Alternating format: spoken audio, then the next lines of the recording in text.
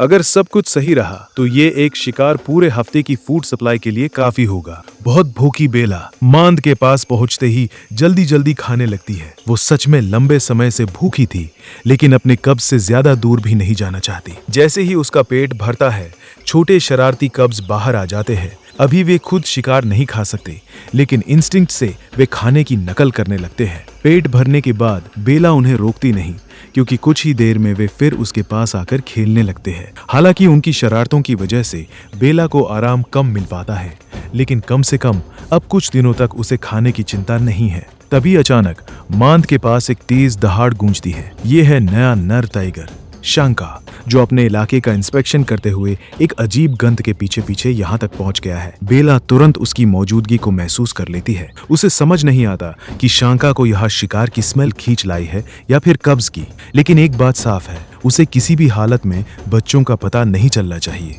कब्ज भी अब थोड़े समझदार हो चुके हैं। वे चुपचाप पीछे छिप जाते हैं, क्योंकि बेला उन्हें पहले ही डेंजर से बचना सिखा चुकी है। गंध और तेज होती जाती है और शांका धीरे धीरे और करीब आता है। इलाके का चक्कर लगाने के बाद वो अपनी सेंट मार्किंग करता है, ताकि बाकी जानवर समझ जाएं कि ये टेरिटरी अब उसी की है। अपने बच्चों की सेफ्टी के लिए बेला एक बड़ा रिस्क लेती है।